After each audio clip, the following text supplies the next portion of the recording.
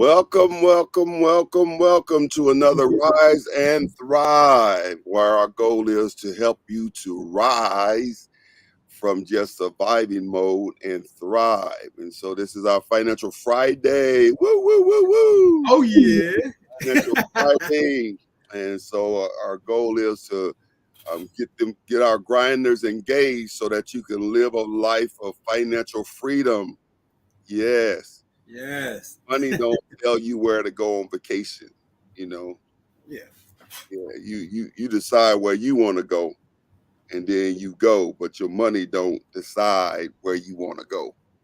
Isn't that a great life to have like that, where you Yes. don't have to pick places based on your income or how much money you have?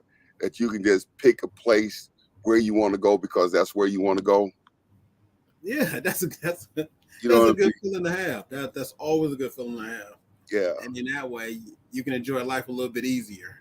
Yeah, you don't have to look for the cheapest flights. I mean, you still want to be wise in your spending, Yeah. but a lot of times I like to fly Delta, and they owe me some money for saying that. I like to fly Delta because it's easy for me to use the points. My points accumulate quickly, and it's easy for me to use them. The app is real user friendly. I can upgrade to Comfort Plus, and so I like Delta, but I don't always fly Delta because Delta doesn't always have the price that I want.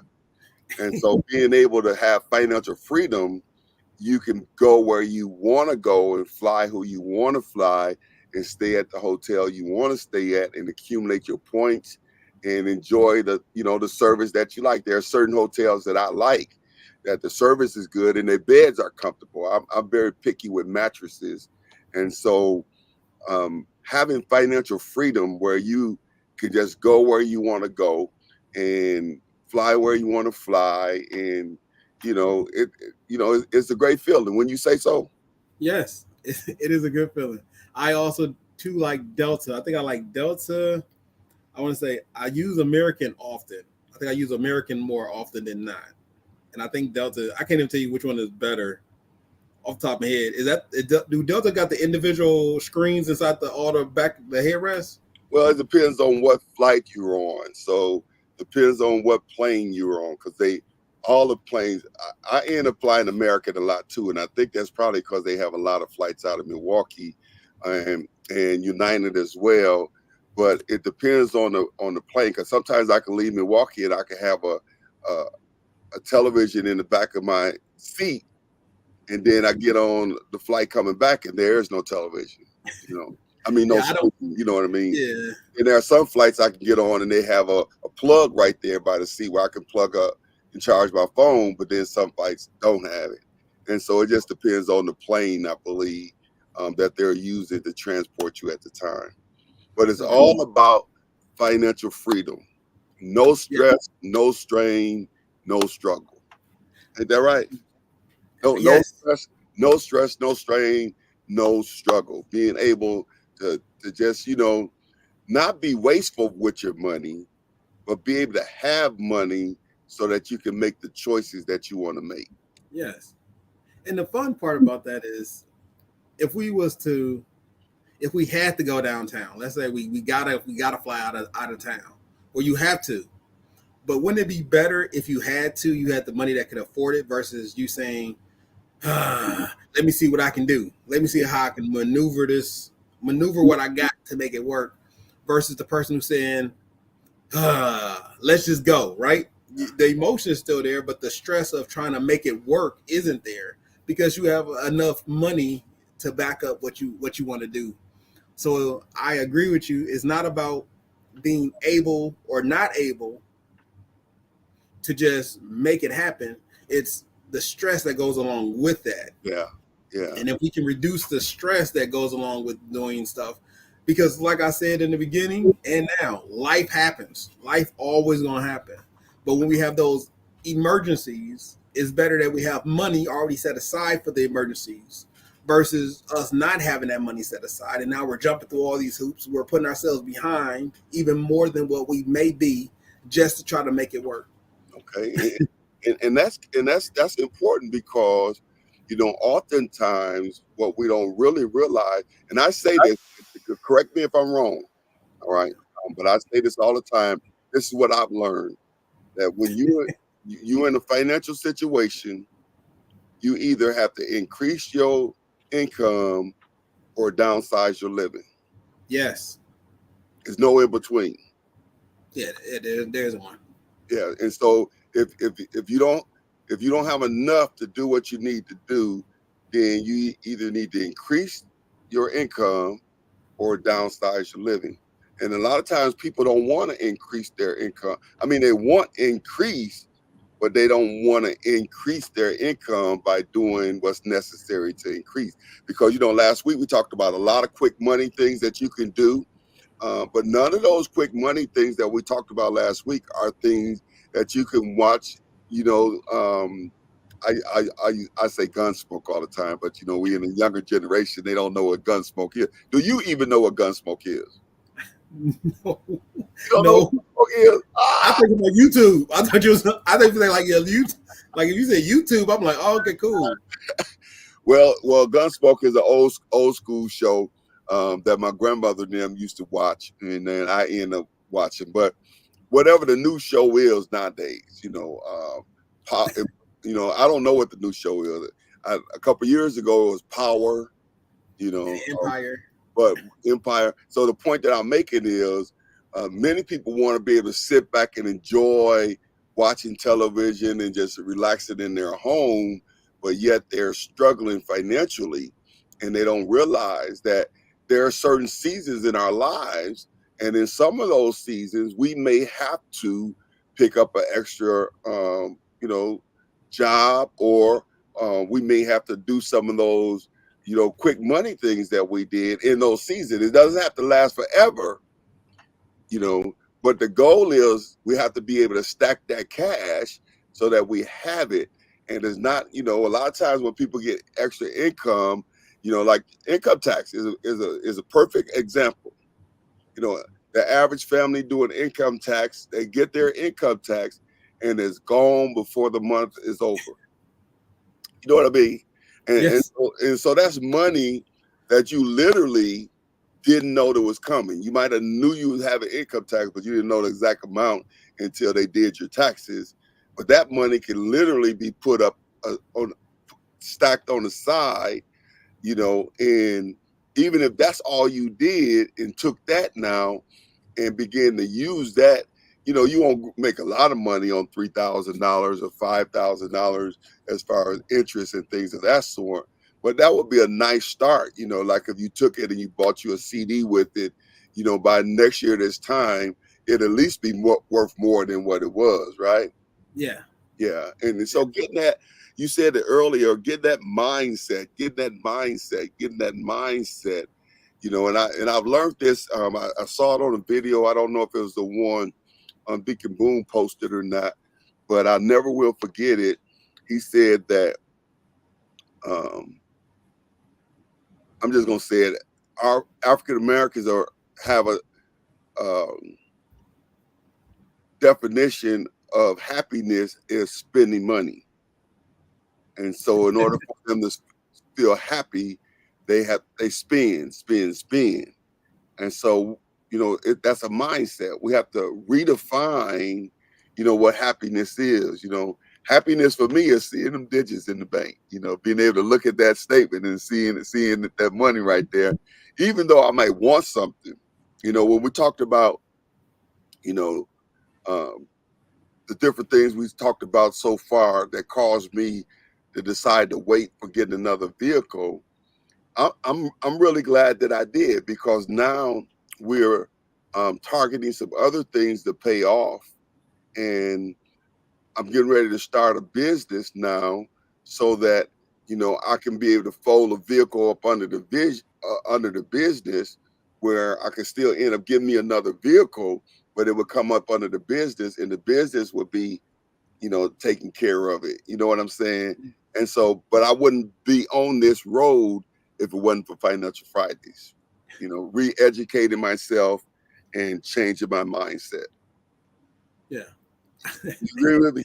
I agree with you. I agree with you, because man, it's funny how sometimes you don't know what you don't know, and once you know, you like, I want to know so much more about that. I Right. remember I was talking to Brother Ephraim, and he was telling me just more information about like how do you structure a loan and how you structure your deals, and I was like, man, I never thought about it like that. I want to know more. I was talking to one of my brothers, Carl, and he was telling me about the way in which how he used different avenues in order to get money to help finance his real estate. Okay. And I was like, bruh, that's a new avenue. I didn't know about that. And I, who've been a grinder in real estate, hey, I need to know how you know, and I need to know what you know. So I mean, it's the going back and forth that allows us to be able to grow. And one big thing that I always like to tell people is that you don't have to do what I'm doing. Do what you're already predisposed to doing. Well, that's the power of networking. That's the power of networking. and not necessarily I don't do what you're doing, but what you're doing I could chip off of that and apply it to what I'm doing and make something that I'm doing work even better and more profitable. And so that's the whole idea behind collaboration and networking. And a lot of times we don't see that. Unfortunately, a lot of times we are like we use high school scenarios. We are freshmen, but we want to hang out with the seniors. So we dismiss the freshmen and the sophomores, and we're trying to hang out with the seniors, and the seniors don't want to be bothered with the freshmen because you're not there yet. And oftentimes, instead of us networking and collaborating on the levels that we are, we're trying to hang out with seniors and we're dismissing the people on the levels that we are, where we can be able to iron sharpen iron, break off a couple different ideas and advance ourselves to the freshman level. Did that make sense, or that was too deep? No, that makes sense. I understand exactly what you're talking about. Well, listen, we got some grinders out there. Good evening, grinders. We got Deacon Boone tuned in with us tonight. What's going on, Deacon?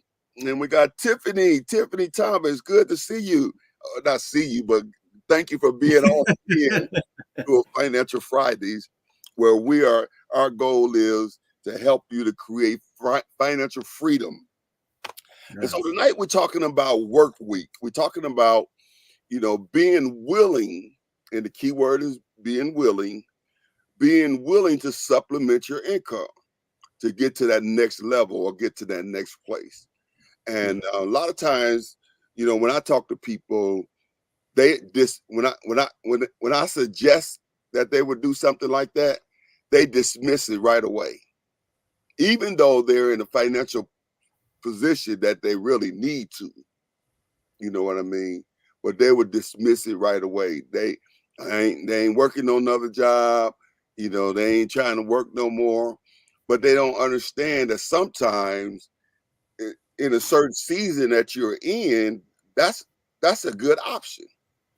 If I could work a second job for a year and stack all of that money from that second job, part-time, of course, not 2 full-time jobs. And let's say at the end, what is a full-time job worth? 25,000, 30,000 a year? Yeah. You can get there. You can get there with a nice job. If I did that and I stacked that cash for the whole year, I don't spend none of my second job money.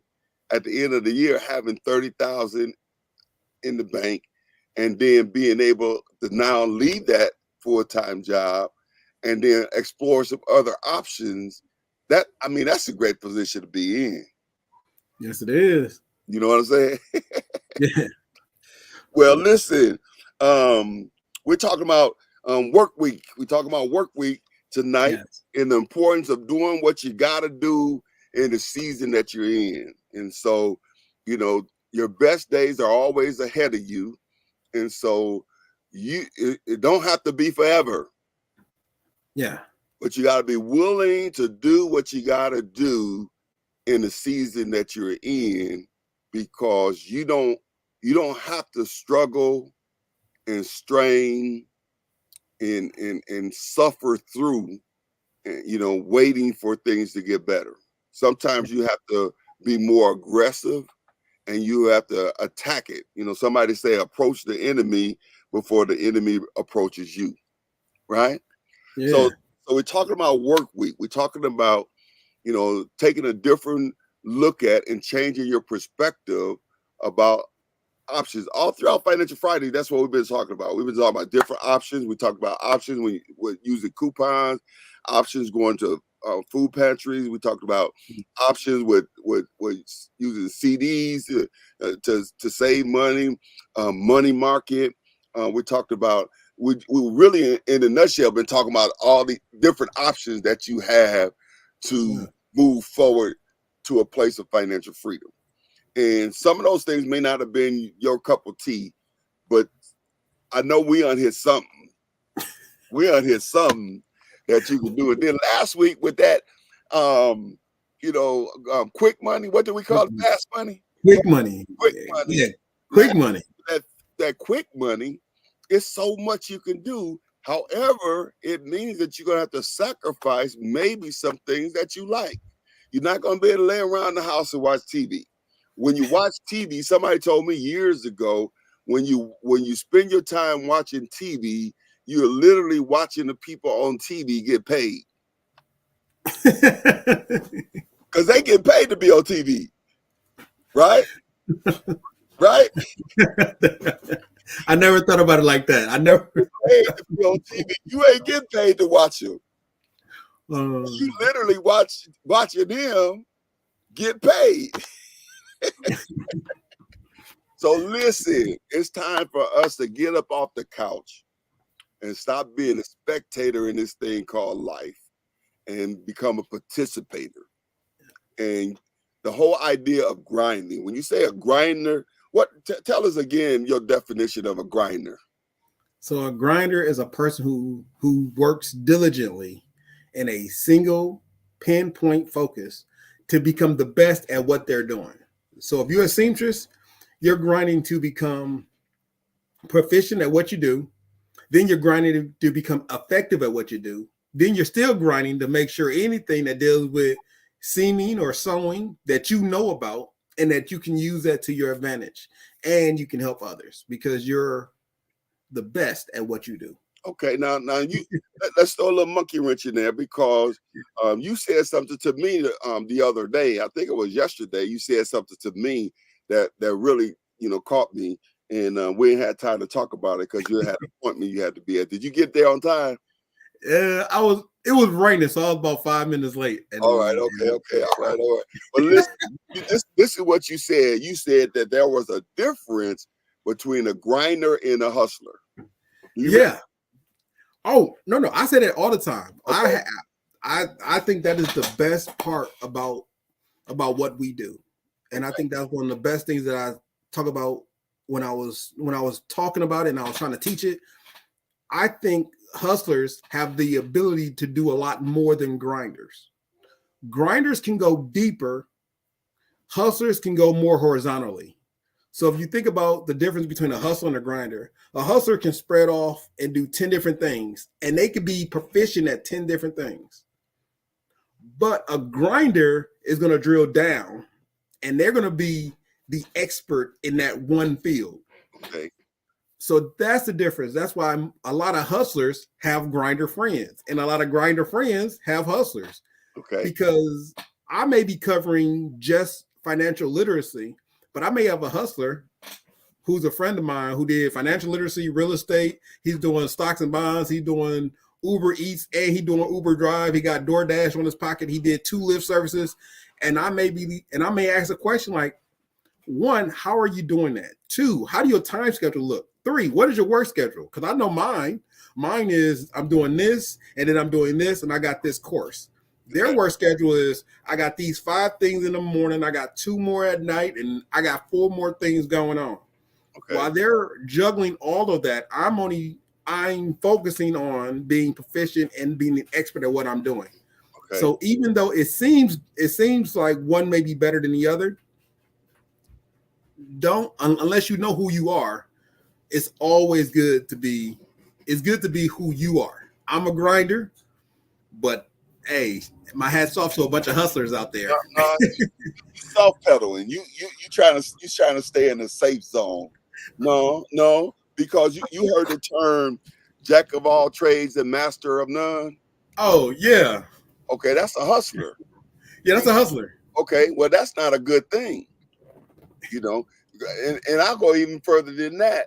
And full transparency, that's I'm a hustler, and that's why I have not had the level of success that I could achieve, because I'm a hustler.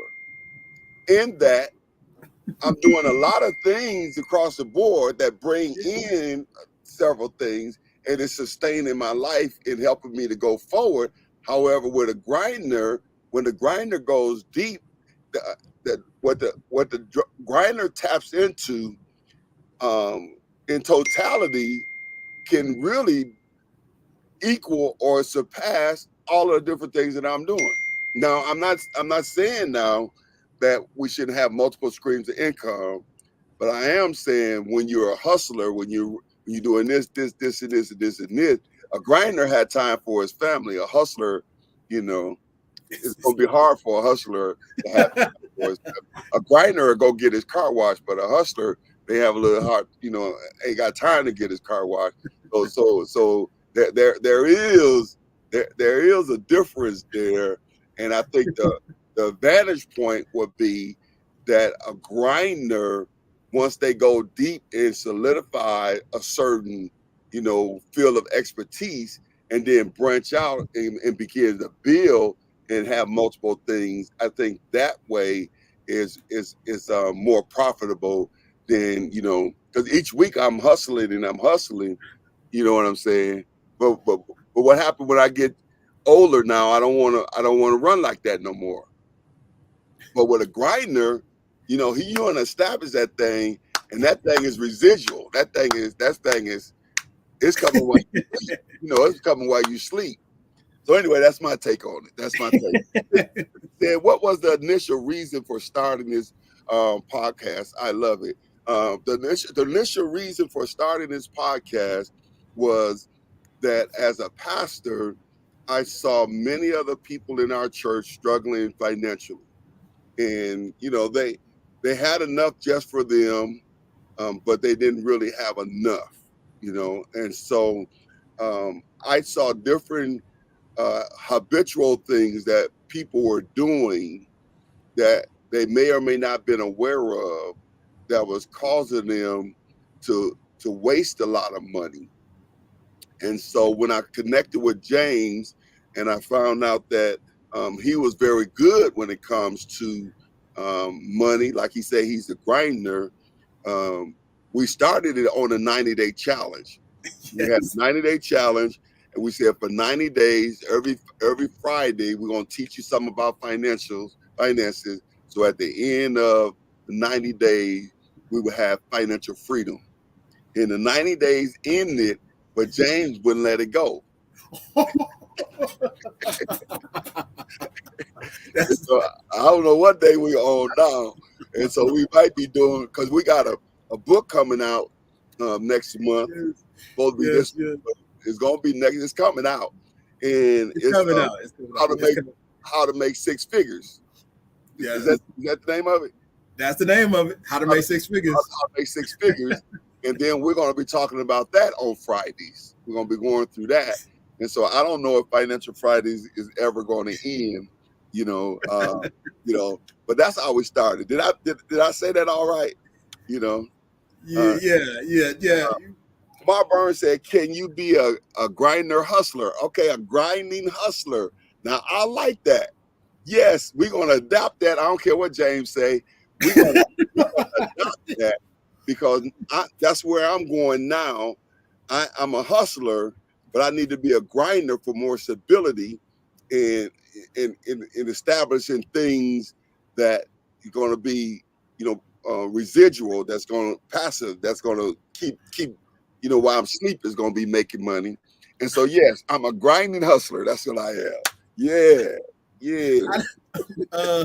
Okay. If I, So, so let's hear what James say.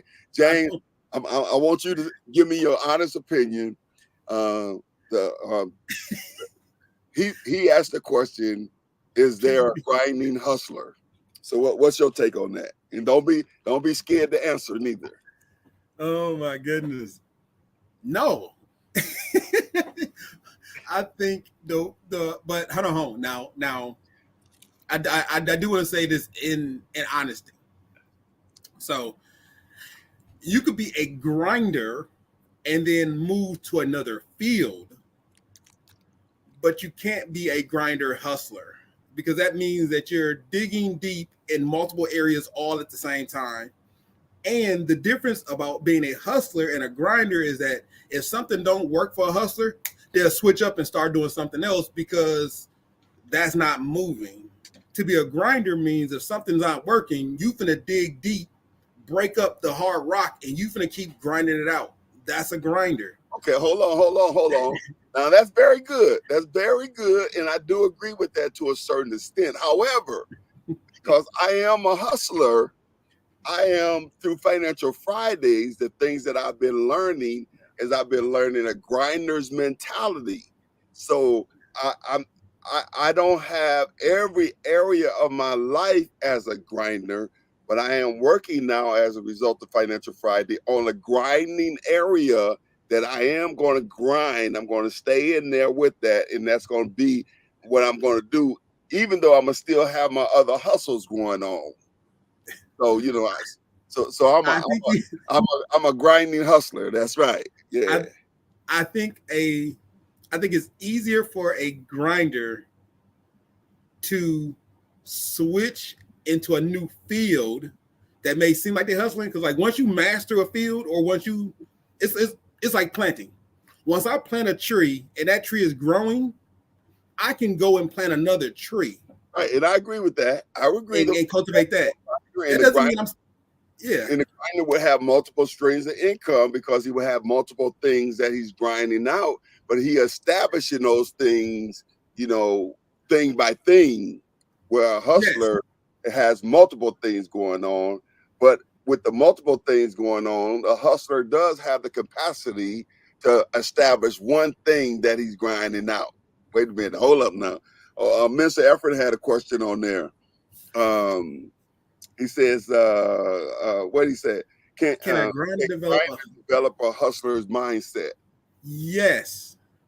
Also, so a grinder could be a grinder with a hustler's mindset, but you're saying a hustler can't be a grinder? It's harder for a hustler to become a grinder.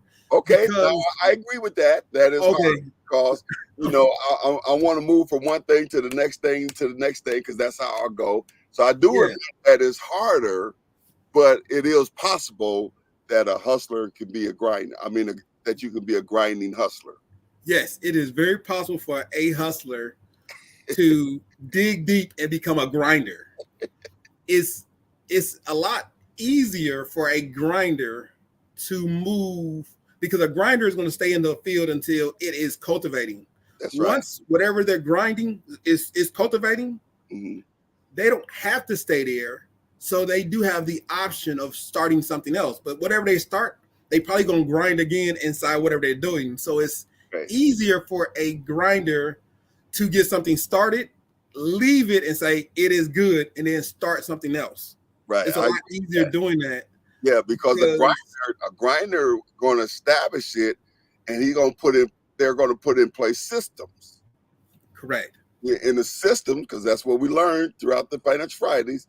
In the systems is going to cause it to perpetuate or to continue to go, and so then that's going to free the grinder up to begin to grind out something else where that thing is running this thing. So I do get what you're saying. I do get that. Now, can a grinder be a hustler? Like, can you be a grinder and then you doing you do from one thing to start off, and now you're doing 10 different things? No. I don't think that will work out for a grinder. I think a grinder is better. Because the grinder's mentality is different. Yeah. So it probably wouldn't work out for a grinder.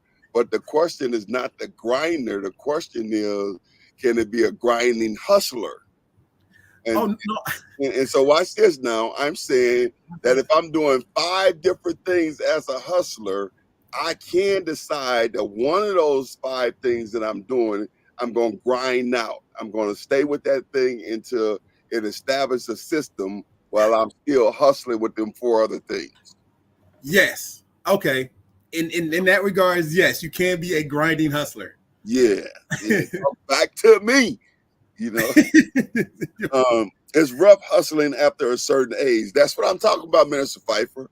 You know, because after a while, see, a hustler, you know, it's going to be a little rougher now because he ain't going to want to keep on, you know, running, you know, doing all these multiple things. You know what I'm saying? It's going to be like, you know, for me, I got grandkids now, so it's like, you know, I want to chill with the grandkids. You know, I want to take them to Disney World. I want to be able to use some of that money that I got stored up to enjoy life. You know what I'm saying? So at some point, I think for me as a hustler, I'm beginning to look at it's time to kind of settle down from the hustling. So now I'm open now to establishing some grinders mentality.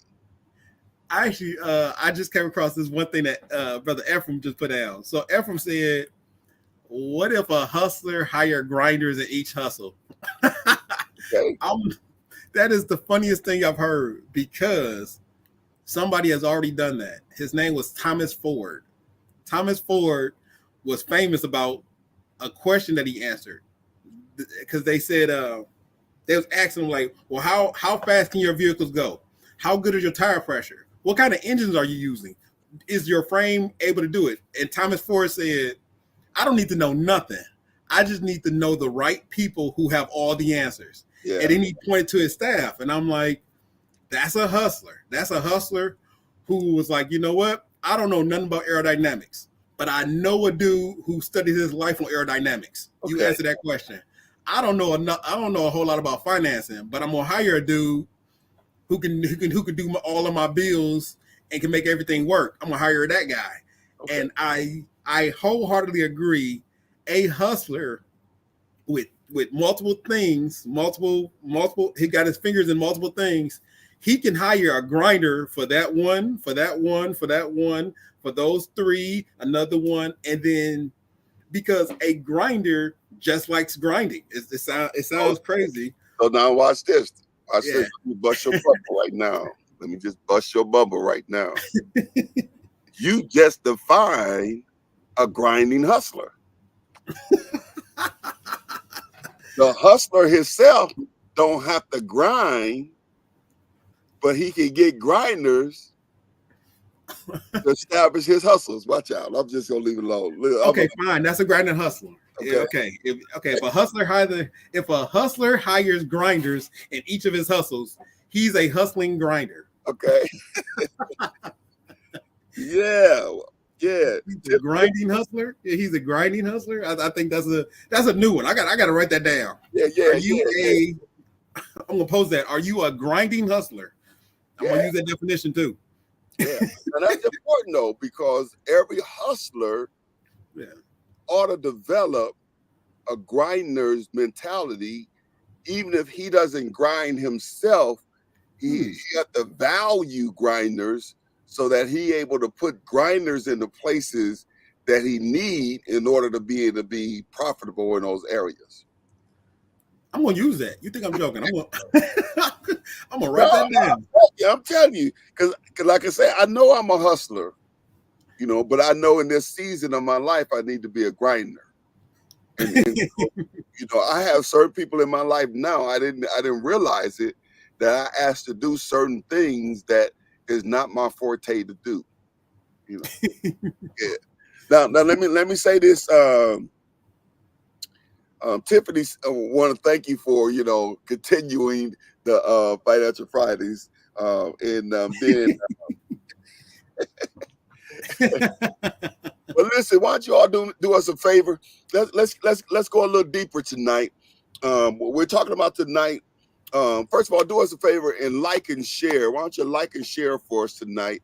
And let's not keep this the best kept secret. Let's help some other people.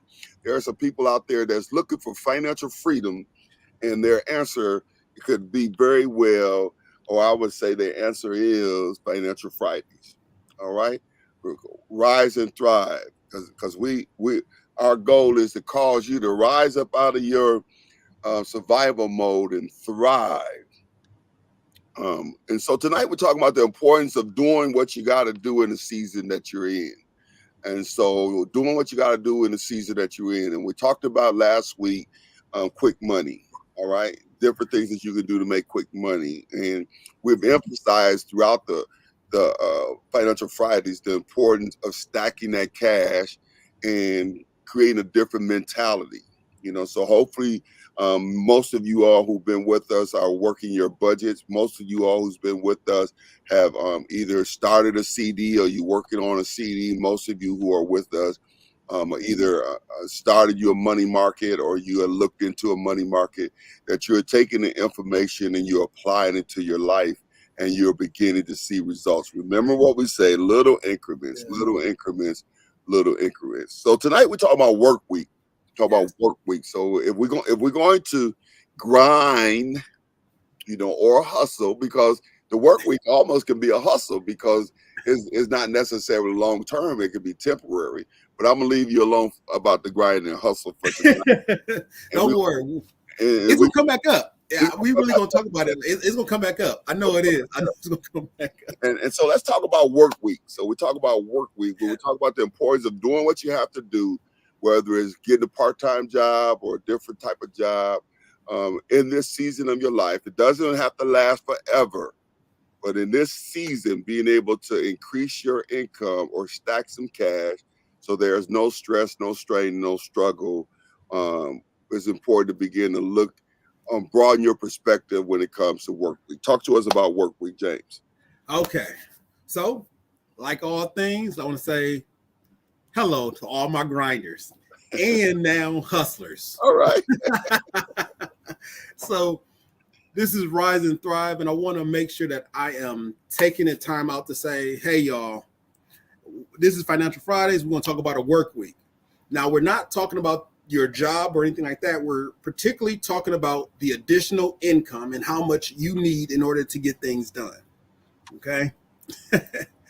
So with Rise and Thrive, the work week, most of our last week we was talking about the quick money or fast money.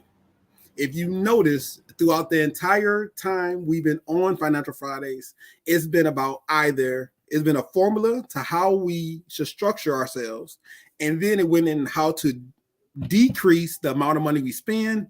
Now we're on how do we increase the amount of income coming in. Last week we talked about all the quick money or fast cash that people can get in the Uber Eats, DoorDash, virtual assistant, the social media guru, social media website designer, clothing designer, social media expert. And we talked about all those things last week. Now we're talking about the time that you spend in making those things happen. Because even though they are a lot of quick money, you have to put the time in to make sure that they are successful. So the first thing we're going to talk about is part-time. That means you're doing anywhere from 5 to 30 hours to make the quick money work. The next is full-time, from 30 to 40 hours of making the money work, the quick money work. And the last one is overtime, which is 40 plus hours, all the way up to 135 hours of trying to make your quick money work. Okay, so, now before you go forward, now you said something that's very, very, very important, and that is you said you indicated that it's important to evaluate whether or not what you're doing is working. And so not just to take quick money and start working a quick money thing, whether it's DoorDash or whatever, and then it's not working, but you're trying to grind it out. And so you're saying it's important to look at these things and evaluate whether or not it's working for you or not. Correct. Okay. And so what's the best way for them to do that? Do what you already are doing. I think that's the easiest way for anyone to get started. If you take a hustler or a grinder, the easiest things for us to do are things that we're already doing. If we do a lot of takeout, Uber Eats or DoorDash may be more in our lane. If I'm on Facebook every single day and I know the trends of Facebook, then I may want to be a social media Facebook person. If I'm looking at TikTok and I do a lot of Snapchat, if I do a lot of Instagram, I may want to be a TikTok, Instagram, or Snapchat person, because by doing what you already do, you have a better opportunity to, one, make money, and you're more determined to stay in it longer because you're doing something that's already normal for you. I am not big on TikTok. I don't even have a TikTok account. For me to say, you know what I'm gonna do? I'm gonna start doing TikTok 360 days a week, 7 days a week, 365 days a year. That's gonna be an impact on my entire livelihood because that's not something I normally do. I can grow into doing it, but to make a commitment like that will be a hindrance at first and then become something smoother. On the flip side, I do a lot of Instagram posts. So me adding a third post onto I'm already doing 2 Instagram posts a day. So I'm averaging about 2 posts a day. If I was to do a third post in Instagram and then have it be about another topic, I'm already doing Instagram. So I don't have to do a setup. I don't have to understand how it works. I'm already doing that. I'm just adding to what I'm already doing. Okay.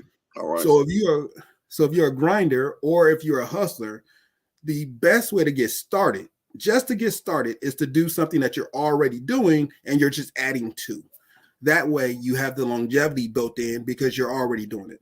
Plus you have it's called normality, or the normal way of you doing things. You're just adding to.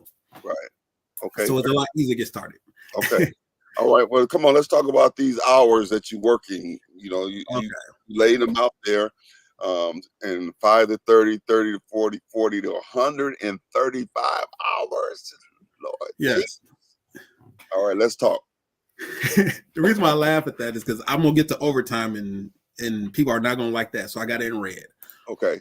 First is 5 hours. If you're working 5 hours a week, you get done with work, then you think about it, then you're working a little bit more, and then you're thinking about it, and then you get the rest. So I'm telling you that because when you get started, the biggest thing you want to do is you want to be thinking a lot more than you're running. Because if you was to take on being a website designer, your biggest goal isn't running. Your biggest goal is getting your name out there, making sure you have a clientele, making sure people understand who you do and what you do. So you'll probably do more thinking and planning before you get out there and start running. And that's the case on almost everything that we can do. If you want to be a social media influencer, if you want to be a DoorDash person, or a food delivery person, or a package delivery person, or a virtual assistant, all of these things take time to get started. So what you want to do, you want to get your name out. That's the motion. That's the guy running. You want to get your name. You want to get out there and start moving. But you also want to take time to think about what you're doing. And that's why the color is blue, or it was blue. It's black now. But that's the reason why it's blue, because this is a nice step for everybody. This is that part-time to full-time opportunity that a lot of people have. By allowing yourself the ability to do 5 hours a week and then to wrap it up to 30 hours gives you a lot more opportunity to understand what you're doing and then to grow from that level. And some of the benefits to this is, some of the benefits to part-time work is, one, you can specify what you want to do and how you want to get there. There's not a lot of people arguing with you because you're building out your portfolio. This is where when it was said, are you a grinding hustler? This is where that comment comes in, because let's say you want to do food delivery, package delivery, and you want to be inside that area. You can do that as a hustler, you can deliver for Uber, you can deliver for Door, you can deliver for Ikea, you can deliver for Pizza Hut, Domino's. You can be all the food delivery drivers you can be in multiple different areas. You just got to plan it out and then execute appropriately. The reason why the last one is always rest, because when you're doing a part-time work, you already have a full-time job, and now you're gonna put a part-time work on top of it. You want to make sure that at the end of the day, you are resting. because resting is big and is beneficial to your health, and making sure that you can keep yourself moving at a relatively good pace. Okay. Now that makes a lot of sense.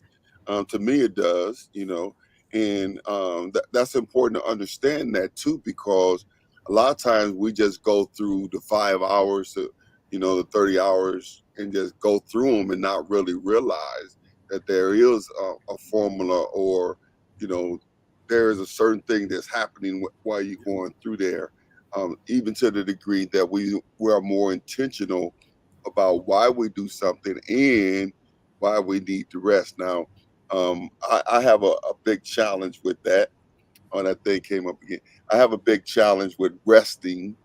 I don't rest well, and a lot of times because I have challenges with my back, and but nevertheless, what you said is that as a result of rest, you're able to go longer and you're able to do other things. So that makes sense to me.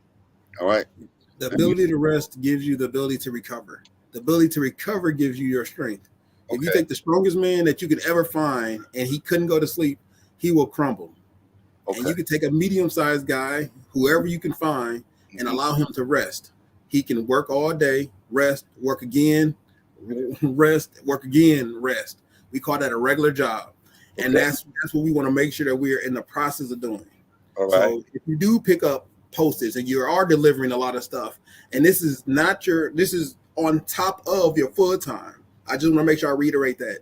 This is on top of your full time. So if you're doing all of this on top of your full time, you want to start off with a relative close pace. And that's why it's 5 hours a week. That's 1 hour every single day. And you're wrapping it up to 30 hours. Okay. I'm having a little challenge here. I got that spot on there. That spot is just driving me.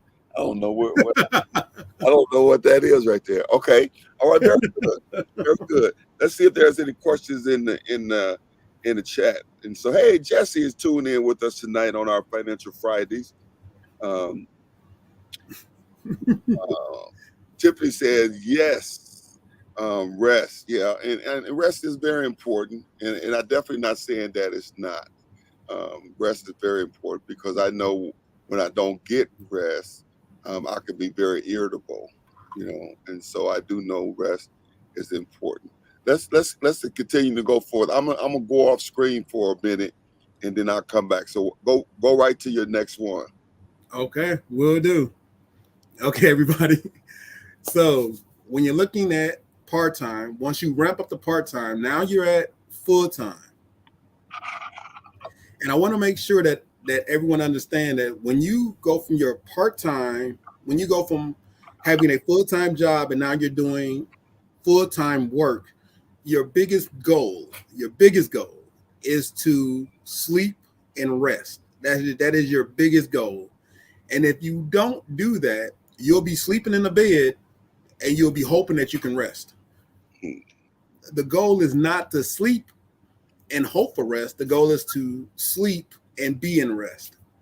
Because when you start going from a part-time to a full-time job, this is where you're now pulling about 70 to 80 hours a week in just work. So that's why you have two guys, you got two people running. You don't have a lot of time to think, but when you think, you should positively be thinking about keeping yourself balanced, keeping yourself well engaged, and keeping yourself moving. Because when you start running again, you will be in hot pursuit of what you got going on, your vision. And even if it's temporary, you want to make sure that you are collaborating with those around you to make sure you get the support you need. You want to make sure that you have a specialized role, or you are specializing more in what you're doing, because when you start hitting numbers like 80 hours a week or 70 hours a week or 90 hours a week, you want to make sure that you are doing yourself a service by understanding what you're doing and you're more proficient at it. So don't do 40 hours a week if you're not proficient at what you're doing. And I would dare tell you not to do 30 hours a week unless you know what you're doing, because there's a difference, and most contractors will understand this difference. If you work 40 hours a week but you're not productive, what's the point? It's better for you to work 20 hours a week and be productive than to work 40 hours a week and not be productive. So when you are positioning yourself to work 30 to 40 hours, make sure that time is very productive so you don't burn yourself out. No, that's very good information, James. However, realistically, the average person who's working is working because they have to work. And so the average person don't necessarily feel that they have the luxury of whether they are in a position to work 40 hours or not work 40 hours, whether that's an option for them. The average person, I forgot what the statistics said, but there's a statistic out there that says that the majority of people who go to work hate their job. Yes. And so, what we're saying tonight is very important, and it makes sense. But then when you say that we have to make sure that we're, position ourselves to be able to do the 40 hours and be productive, that's really not in a scenario for the average person. Productive or non-productive, they working in 40 hours a week, so that at the end of that pay period, they getting that check. And so yes, they can care less about whether they're productive or not productive, only to the degree that it may cost their job. So if they're not being productive and their boss man say, you know what, I get somebody to replace you or whatever. Other than that, I don't think, unless they're grinding for themselves. Yeah. Now, when they're grinding for themselves, if they are grinding for themselves in that they don't work for a company or somebody, then that would make more sense for them than it would somebody who's working a regular job. All right. Yeah. We got a couple other people tune in. I see the Apostle tune in with us tonight. How you doing, Apostle Young? This is our Financial Fridays, Rise and Thrive. We're teaching people how to rise up out of their survival mode and thrive in their finances. And our goal is to help people to get financial freedom. And I'm here with my co-host, James Jones, the guru of finance. Yes. And so what's your thoughts on that, James? When I say, that, you have one group of people who are grinders, they're doing their own, they are their boss, and they have, and what you're saying is more important for them. And then you have that group that's working a job that they wish they wasn't there, but they need that paycheck. Oh, I can what's the best way to put this? I wholeheartedly agree that you may hate your job. So, because that's the reason why we're doing the quick money. That's the exact reason. What's the point in leaving a job you hate to go to another job that you hate? Mm-hmm. All you're going to do is burn yourself out. So if you hate your job or you like your job, that's okay. The goal is when you start a second job that's quick money, because you may do this for 6 months, you may do it for 6 years, you may do it until it eliminates the first job. So let's say you hate the job that you're at, but you like, you know what, I can really take on a second job. I'm going to be a baker. And you're really good at baking and you like baking. You start off at 5 hours a week. You're still doing that 40 hours at the job that you don't like, 40 at the job you don't like, but now you're baking at least an hour. You're putting an hour to work to actually bake. That hour that you're baking cakes. Now you got your name out. You did a couple publicities. You set up a table. Now you went from 5 hours. Now you're at 10 hours that you're designing just cakes. When you get there, and now you're like, I'm doing really good. I got to make a leap. I need to be doing this full time. That's the reason why I was very diligent about being productive with your time.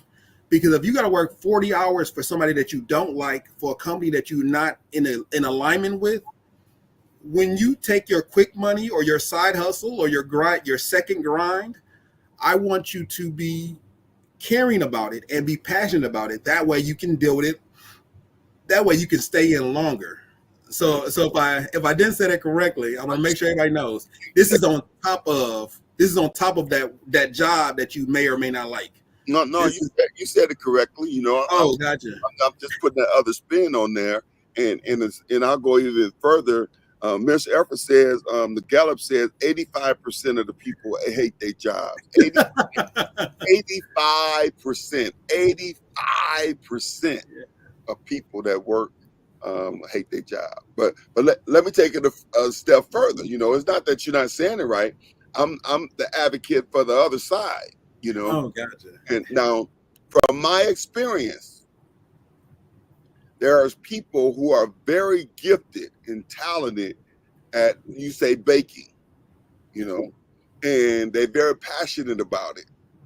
And so they decide now, without doing the math, they decide they're going to leave their job and go into full-time baking. Yeah. And then they leave their job and they go into full-time baking only to slack off and not be diligent.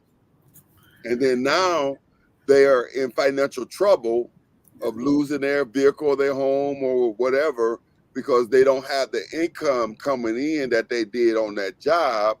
And for some reason, when they work a job, they're giving their all, but when they're working for themselves, they slacking off. Ooh, that's ooh. I have actually witnessed somebody thinking that they was going to do that, and my recommendation was to them at that time. They didn't listen, but my recommendation to them was do not do that. You're setting yourself up for the odds of you making it is catastrophic that you will fail. When I say it is almost, and I know everybody like those nice Disney stories where everybody make it and we all happy at the end, but that's not the numbers. The numbers tell us that if you was to leave your job and be like, I'm gonna be a baker and I'm gonna make it work, right? The likelihood of you making that, you probably have a better chance of winning the lottery at a state lottery than you would at making it. It's just the numbers aren't there. So that's the reason why I'm telling everybody, I'm recommending, I guess because I don't want to be all overbearing, but I am recommending for your livelihood and not for your hopes and dreams, but just for your livelihood. If you work a job and that job is bringing in money and income and you're sustaining yourself, the best way for you to grow is to grow in increments. And I gotta stress that it's increments. If you now you're now doing a part-time work, you're doing 5 hours. That's one additional hour out of your day to make sure that you're investing in your vision, or investing in something in which you're good at and something in which you can do. That's what the part-time work is. Okay. And so as you grow, then you go from part-time to full-time. So the numbers, and Pastor Powell said this, that in actuality, let's say you making $10 on your job. Yeah. And then you start your bakery on the side, you're baking, and now you making $5 with your bakery. In order to leave that job, you have to be making $15, with your bakery. You have to be making what you made on that job and what you made on the side with that bakery. You have to be making that total before you could even consider walking away, because you will be at a disadvantage. If you walk away from that $10 and you ain't making $10, you just lost $10 worth of income, which is going to put a hardship on you. And if your bakery is not, the $5 that you make it with the bakery is what you need to keep the bakery going, then if you walk away from the $10, then you just put yourself in a financial hardship. Yes. You know, so from a math standpoint, when you're thinking about leaving your job to pursue your passion, you know, or you start this second job or this second part-time job or whatever it is to supplement your income so you can stack some cash and you love it, don't get so excited to the degree that you walk away from that other job. Not yet. Say not yet. Yeah, not yet. Okay. Not yet. All right. Just the math is not there. The math is not there. Right. If the math ain't there, we throwing it out. If the math ain't there, we throwing it out. All right. Yeah, I am very big on math numbers, so don't worry. I will tell you how do you get rid of your job, right. and he's already on the right track. Pastor's on the right track. We will get there. Okay. All right. Come on. Let's keep grinding it out. Okay. Cool. Right now we're at full time. Full time is where you're working. You're working your regular job for 40 hours and your passion or your part-time or your quick money, you're doing 30 to 40 productive hours in that. That means you're doing a total of 70 to 80 hours a week. I've done that before. Actually, I've done more than 80 hours a week, but we will get to that. I will talk more about that. When you're getting in this level, this is where you must assess if your quick money or your passion or your investment or your dream job is producing enough income that your job that you hate or the job that you don't like or the job you can get rid of, is that job on the chopping block? And the answer is it's about the numbers. If your job brings in $40,000 a year and your side hustle brings in $40,000 a year, you are not prepared to use an income outside of that job.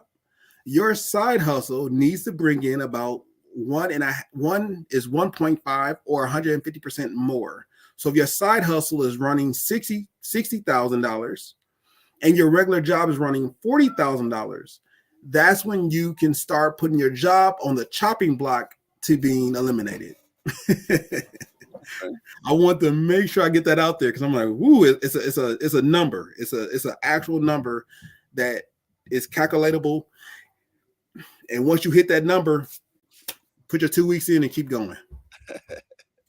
The reason I say that because people oftentimes say, well, if I'm making 40 hours here and I'm making 40 hours here, I don't need this job. And the sad truth is, if you're making 40 hours here and you're making 40 hours at your second job, when you get rid of that first job, you will realize that you actually got more, you actually need that job for more than what you think it is. Because a lot of times that full-time job has things in it that has insurance, healthcare, dental, vision. The reason why people may hate their job and still be there is that there's a lot of intrinsic benefits that go along with that. Mm-hmm. So don't just say money for money and then leave. Make sure you put in more money and you're getting more money from your side venture or your passion or your investment before you eliminate the job. Yeah. Because health insurance is expensive. Dental is relatively cheap. Vision is cheap, but these are all benefits that you get from being at a job. Yeah. Yeah, I love that Mr. Simone said, don't leave your job until the math is mathing. Yeah, that's it. That's it. Till the math is math. The math got to be mathing.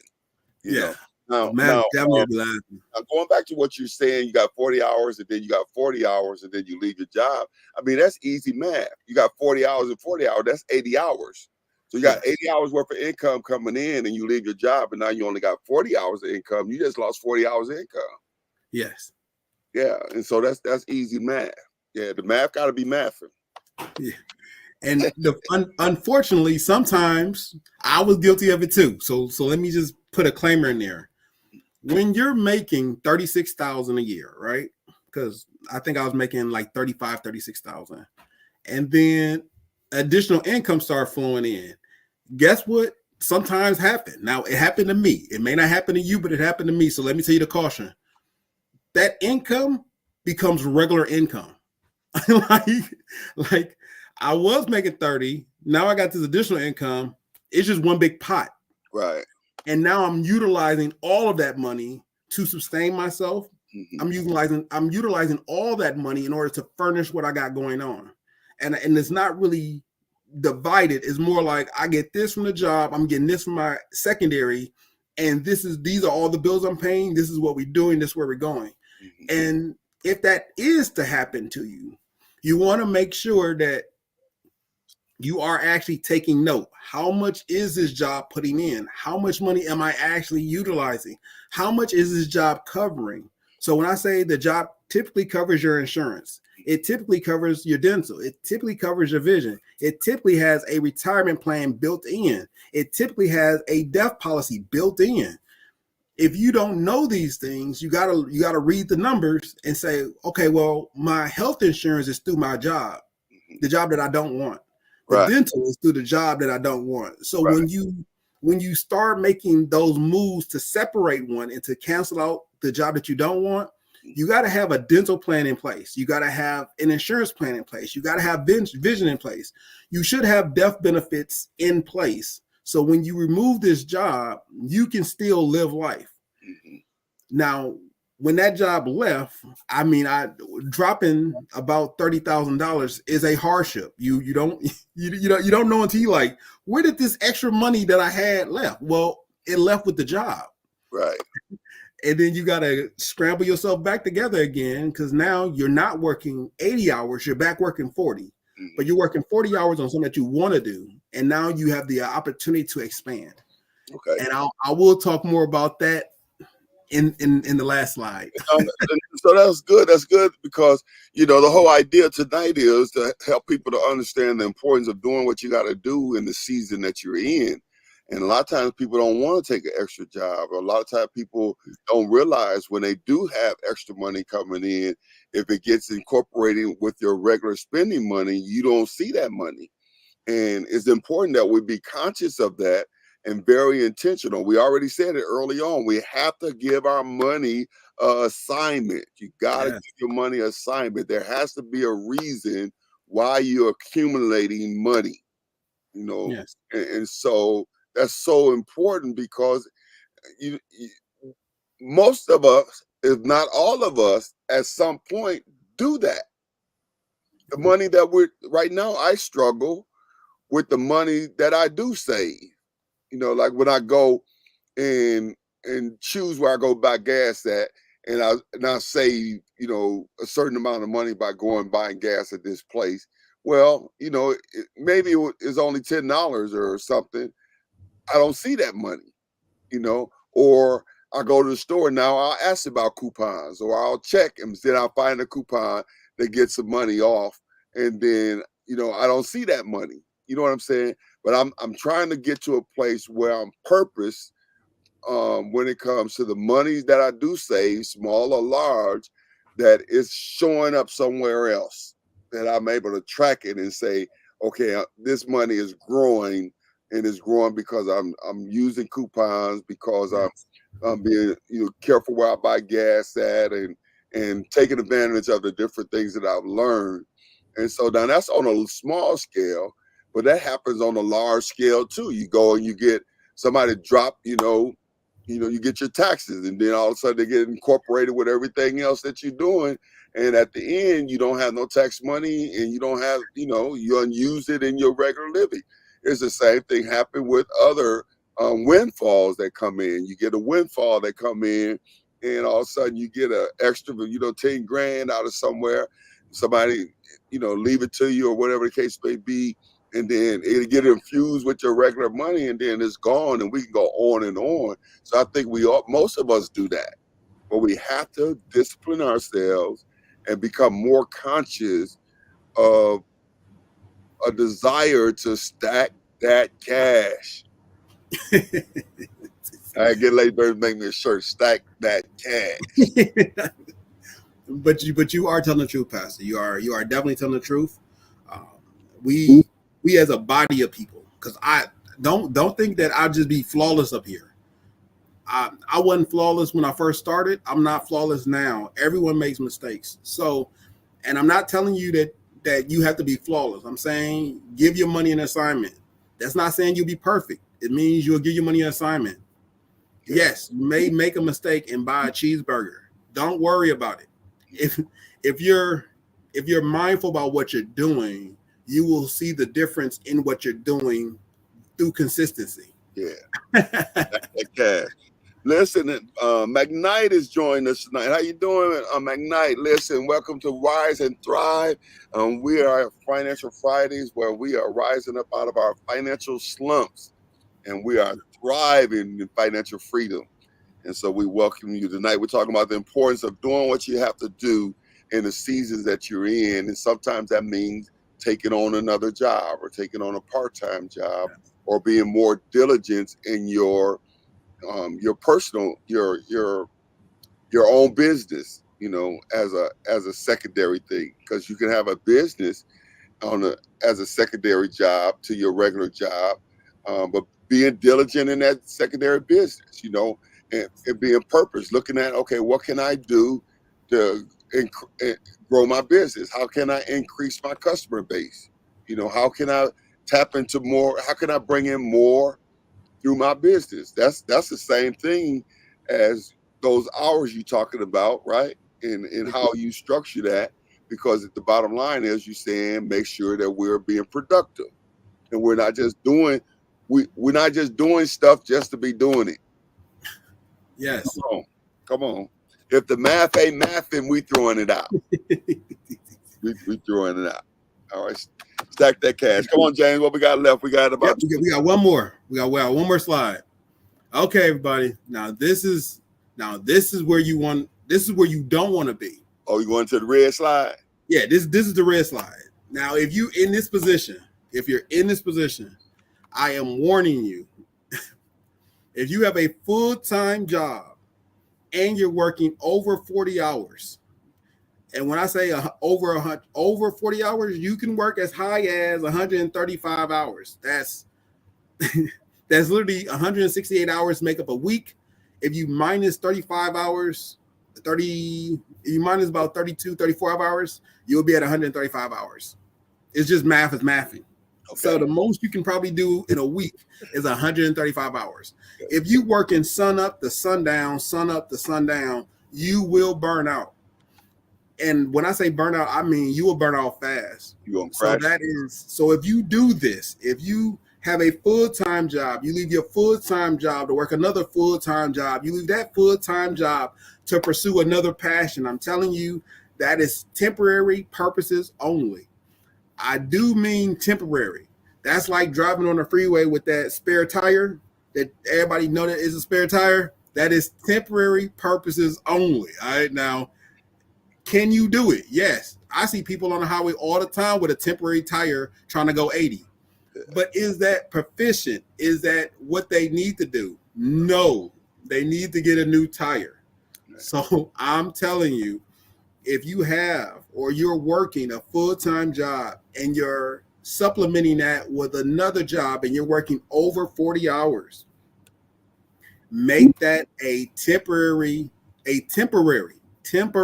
thing, because if you get up and you're running, and then your midday is running, and your afternoon is running, and your rest time is running, and then you have time when you're driving, is the only time you can think about doing something, and that's time you're thinking. And then when you get back, you're still running. Because remember, if you have kids or family or anybody that wants your time, that's what it's going to be.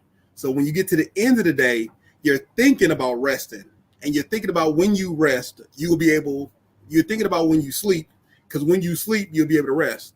But if you're working that much, you're not going to be able to do that. So it has to be temporary. Wow. You just described my work week. Only difference is I need to be clocking them hours. I need a clock somewhere. I punch in those hours. I'm missing out on some cash there. 130 hours a week. You got to stack that cash.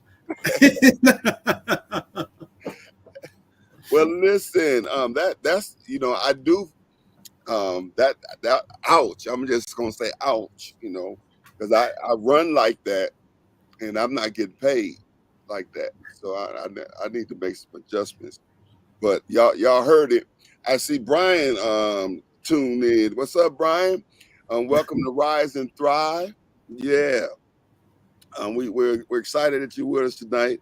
While we're rising out of our financial slumps and thriving in our financial freedom. Yeah. And so Yes. we've been talking about tonight doing what you got to do, in the season that you're in, and your best days are always ahead of you. So it's not going to last forever, but you have to be willing to do what you have to do in the season that you're in. All right. Well, we're almost out of time. Did we make it through all of our lesson tonight? Yes, we did, but we have one more thing. All right. No, not for me. We have the course is coming up. Huh? Mention the course. Okay. All right. Yeah. Yeah. And so let's go back to that slide again. That's a very powerful slide. And wow, man, I'm gonna have to screenshot that slide. And let me screenshot that slide right quick, because I know I run a lot. I run from one thing to the next thing, but it seems like the more that I try or desire to, there you go, I got it. I desire to slow down or to shift. It seems like the more stuff ends up on my plate. And so that's so important. If you're like that, whether you're getting paid for it or not, and you're running like that, that's not healthy. And we have to find balance. We have to find balance. Chris is tuning in tonight. What's up, Chris? Thanks for tuning in to another Rise and Thrive. Well, we're rising out of our financial slump, and we are thriving in our financial freedom. It's all about financial freedom. Yeah, our finances don't tell us where we go on vacation. We tell our finances. Amen? Amen. Yeah.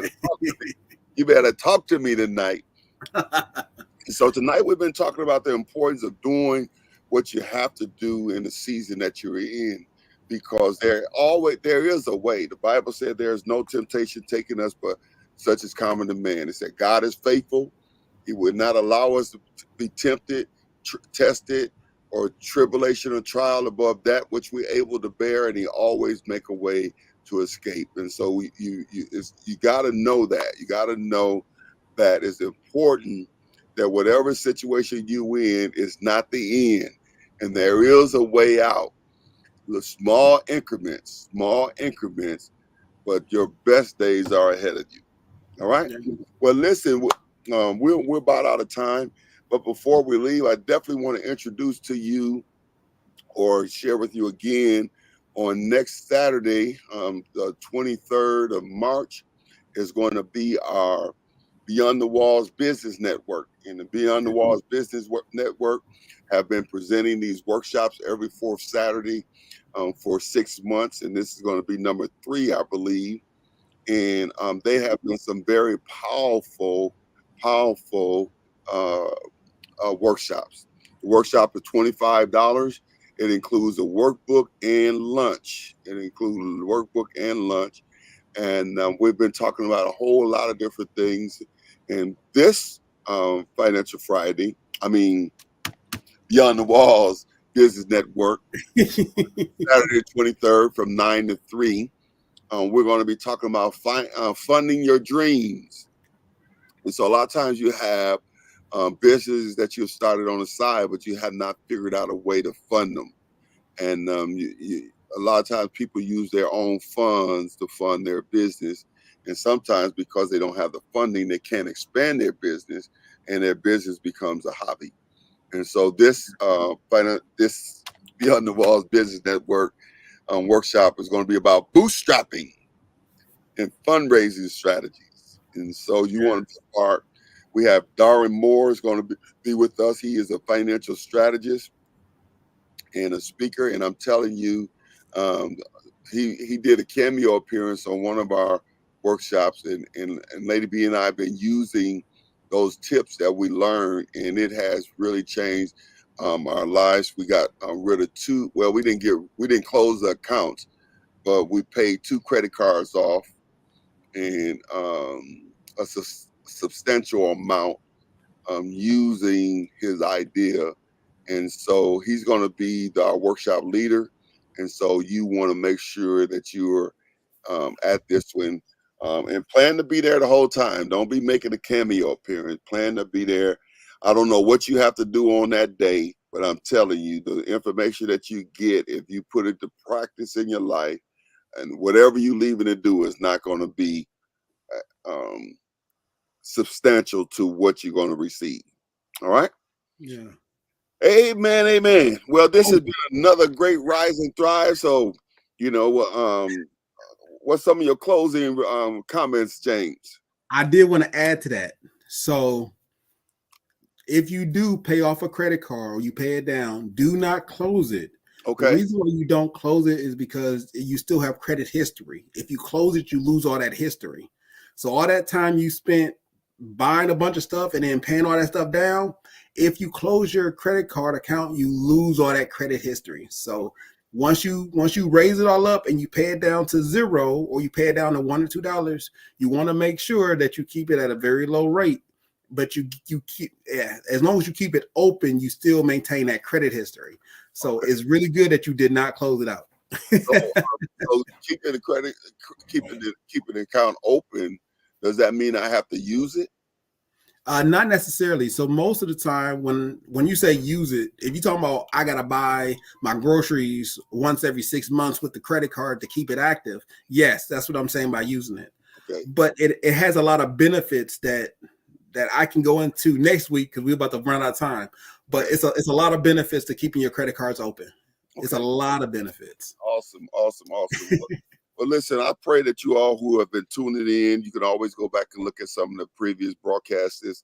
And I pray that you are taking the information and you put it into work. I mean, I'm not just saying what I'm saying. You hear every week I'm talking about something that's working for me.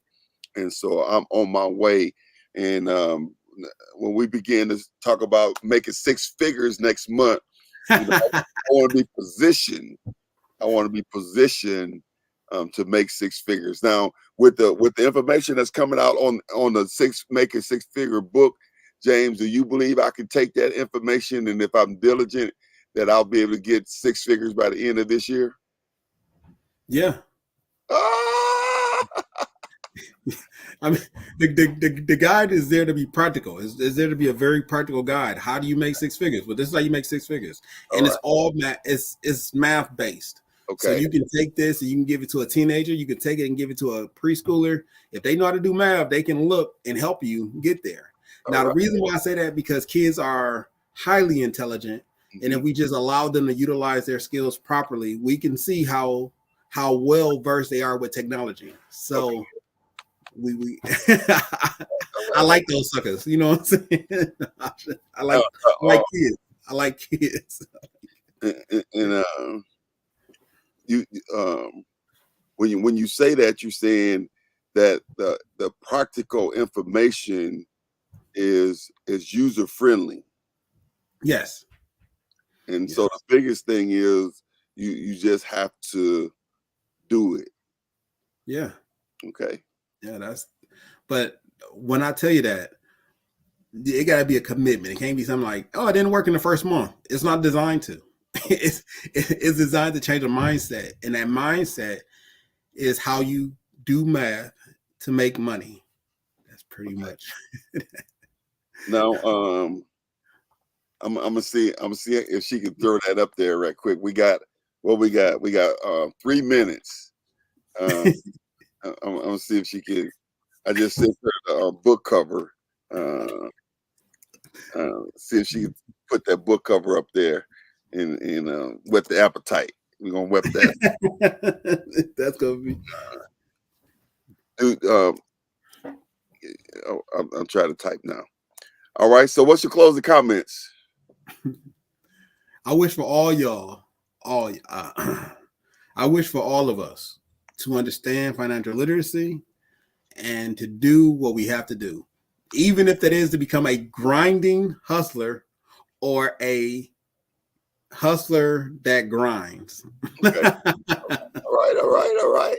And grinding, a hustler that grinds could be a matter of connecting and networking with grinders. It doesn't necessarily mean that the hustler have to grind. He can grind through somebody like Thomas Ford. Yeah. Yeah. There you go. Yeah, there you go. Now, that was that's a draft. I don't know if you approved the cover yet. I don't know if our administrator got my cover. I texted my cover to the administrator. I was going to see if she can put it up there. I'm excited about it. We got a couple more weeks, and we should be ready to go to print. And yeah. All right. Well, listen. We'll have to put it up on the next one. Rise and thrive. I pray you guys. Let me see if there's any questions in the chat before we close out. And yes, go to dr80burns.com/events to register for the workshop on March 23rd. So that's dr80burns/ dr80burns.com/events. I need you to register. I need you to register so I can know how much lunch to have and how many workbooks to have. And so I need you to register. All right. Yes. Well, I don't see any other questions in the chat. And so this has been another Financial Friday. And I'm looking forward to seeing you all on next week for another Financial Friday where we are rising from financial slumps and we are thriving in our financial freedom. James, you want to close us out? Y'all have a good day. All right.